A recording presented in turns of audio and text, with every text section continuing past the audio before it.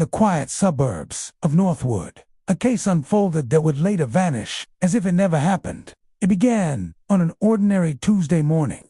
A man named Arthur Finch, a retired librarian, noticed something unusual. For 3 days, his neighbor's mail had piled up, untouched. The curtains of the house, usually drawn open by 8 a.m. sharp, remained shut. A sense of unease settled over him. He decided to call the police for a wellness check. When officers arrived, they found the front door unlocked. Inside, the house was immaculate, almost sterile. Nothing seemed out of place, except for one thing. Its owner, Eleanor Vance, was gone.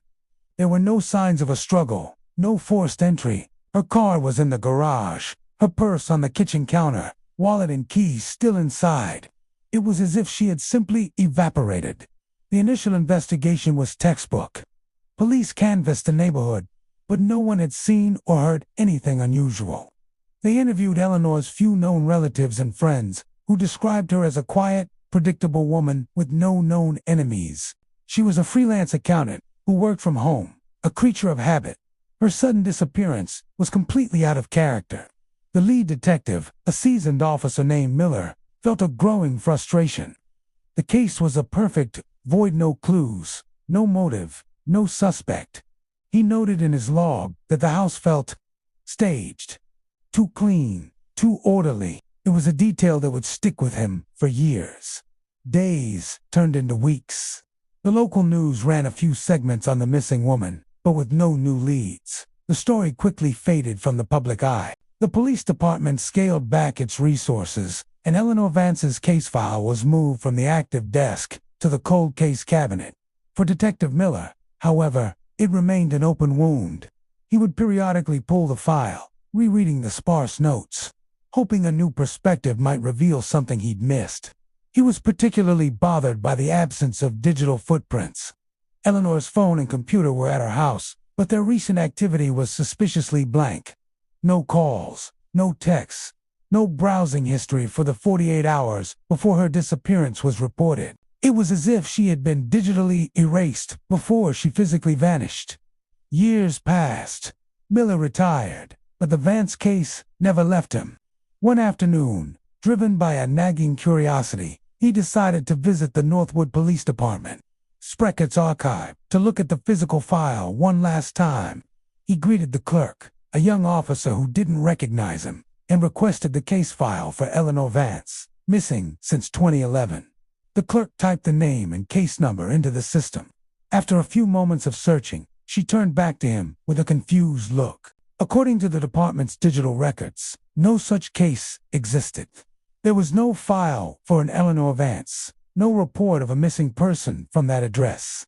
On that date, nothing, Miller insisted, providing specific details: the date of the wellness check, the names of the responding officers, his own name as the lead detective.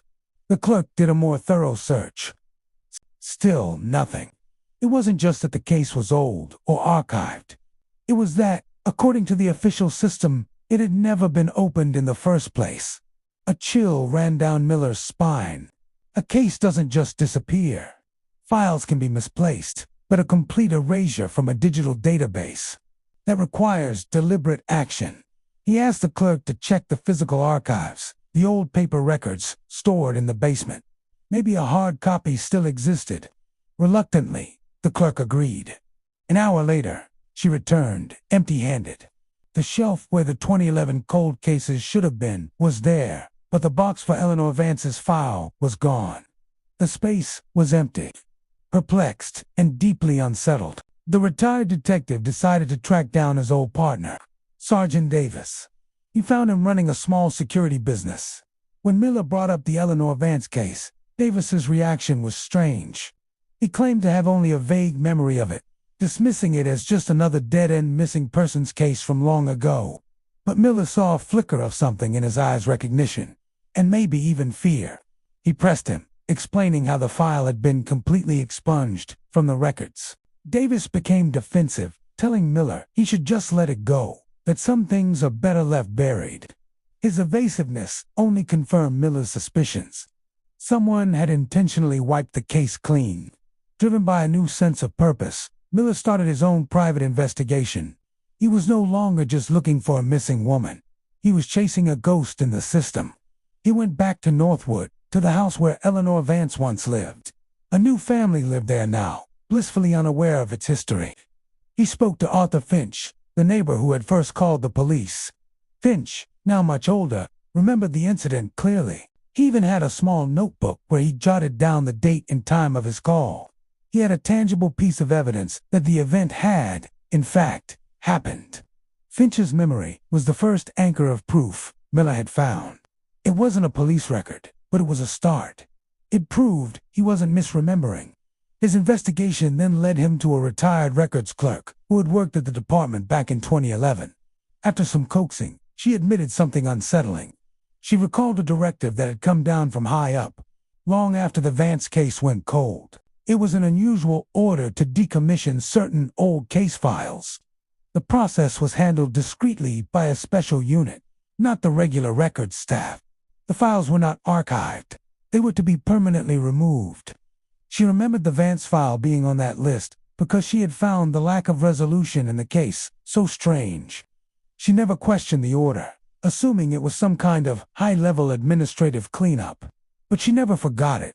The order came from an office that technically shouldn't have had jurisdiction over local police records. This revelation changed everything.